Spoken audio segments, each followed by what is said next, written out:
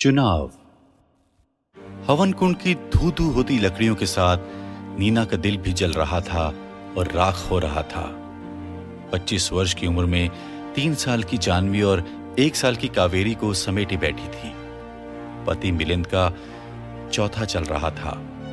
4 दिन पहले 28 की उम्र में इसी जगह आंगन में खड़े खड़े हृदय गति रुक जाने से चल बसा था।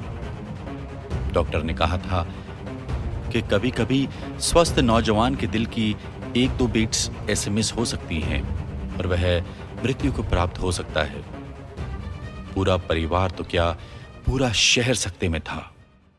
आज से 5 साल पहले जब वो मिलिंद से पहली बार मिली थी, तब जीवन कितना संपन्न और भरपूर लग रहा था।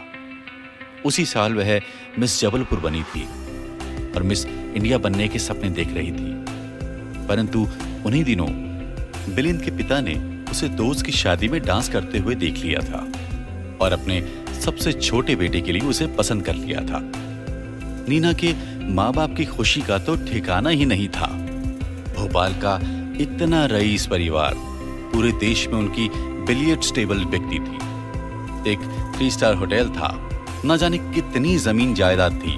घर इतना बड़ा था कि लोग उसे महल कहते थे। नीना जब मिलिंद से मिली तो देखती ही रह गई। इतना लंबा और मुस्कुराता हुआ चेहरा। सबका कहना था कि इतने खूबसूरत जोड़े कम ही मिलते हैं। यूं तो मिलिंद का संयुक्त परिवार था, पर तीनों भाइयों के पास रहने के लिए एक के ऊपर एक अपने अपने बड़े से फ्लैट थे। सास ससुर उसी प्रांगण में बड़े से बंगले में रहते थे। सबके पास अपनी रसोई की सुविधा के बावजूद खाना बंगले में ही बनता था और रात का खाना सब भाई अपने परिवारों सहित माँ बाप के साथ ही खाते थे। वैसे तो नीना को कोई परेशानी नहीं थी, पर उसे काम करने की आजादी नहीं थी। यहां तक कि घर की बहुएं कार भी नहीं चला सकती थी। इससे पहले कि नीना इसके विरोध में कुछ कहती, वो गर्भवती हो गई। जानवी अभी 2 ही साल की हुई थी कि कावेरी आ गई।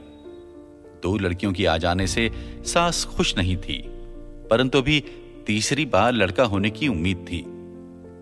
मिलिंद के जाने से वो संभावना भी जाती रही। घर की 4 दीवारें उसके लिए कुछ और सिकुड़ गई थी। वो बाहर जाए भी तो कहां। इतने बड़े घर में इतने सारे लोगों के बीच वो अकेली पड़ गई और उसकी जिम्मेदारियां बढ़ने लगी। उसे पता चला मिलिंद के नाम इस फ्लैट के अतिरिक्त कुछ भी नहीं। सब कुछ सास ससुर के नाम है। उसे हर महीने जेब खर्च के पैसे मिलते थे। अब क्योंकि वो नहीं रहा, तो पैसे मिलने भी बंद हो गए। नीना को जब भी जरूरत हो मांग ले, उसके ससुर जी ने कहा। नीना ने सारा ध्यान घर के कामों में लगा दिया। उसे लगा कोई तो उसकी अच्छाई देखेगा और उसे न्याय देगा, परंतु इसका परिणाम उल्टा हुआ।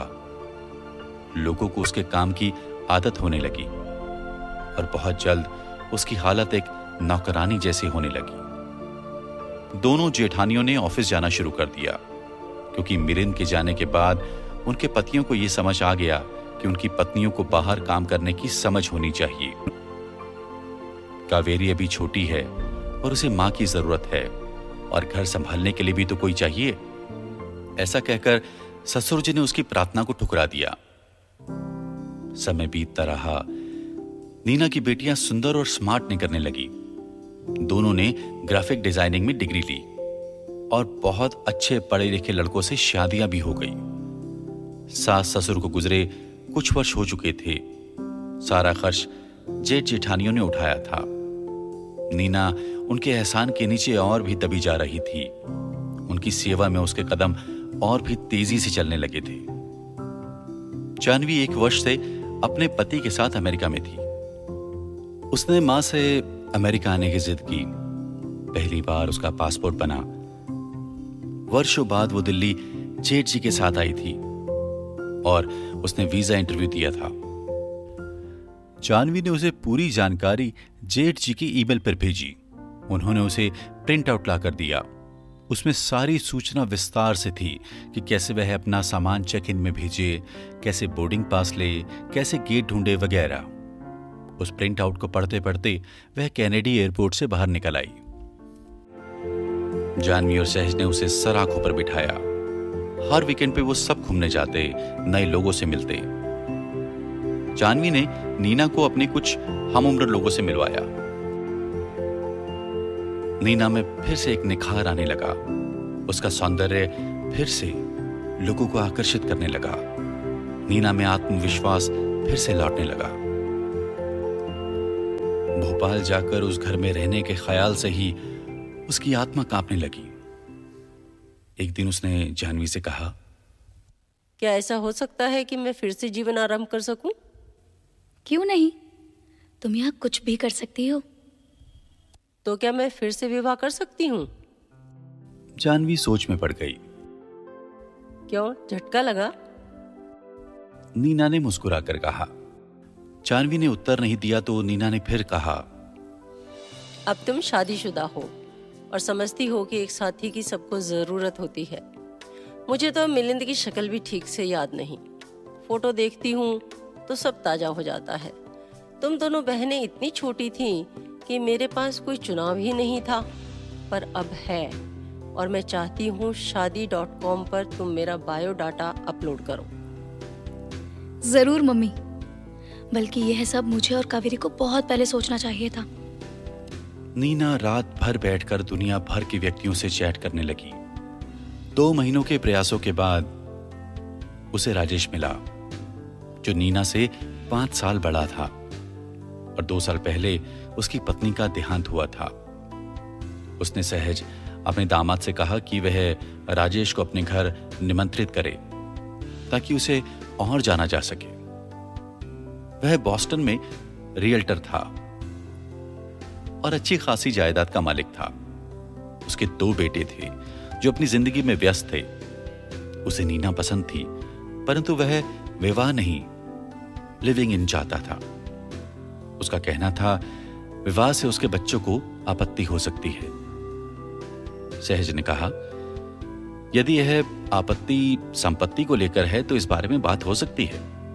अब तक की सारी संपत्ति उन दोनों के लिए होगी, परंतु विवाह के बाद अब जो भी अर्जित करेंगे उसमें मेरी मां का भी हिस्सा होगा। राजेश ने नीना के साथ कुछ समय बिताने का प्रस्ताव रखा। राजेश कई वीकेंड नीना से लगातार मिलने आता रहा। एक वीकेंड ऐसे ही कार्निश पर टहलते हुए राजेश ने कहा, इतने दिनों से तुमसे चैट करने और मिलते रहने के बाद मुझे लगता है कि जैसे मैं तुम्हें हमेशा से जानता रहा हूं। ठीक वैसा ही महसूस कर रहा हूं जैसे अपनी पत्नी के साथ शुरू के दिनों में किया करता था। वही उत्तेजना, वही खुशी। नीना की पलकें भीग गई। मेरे साथ तो वह सब इतनी तेजी के साथ हुआ था कि आज कह नहीं सकती कि क्या सच है और क्या मेरी कल्पना। राजेश मुस्कुरा दिया। तो आज कैसा लग रहा है? नीना मुस्कुरा दी।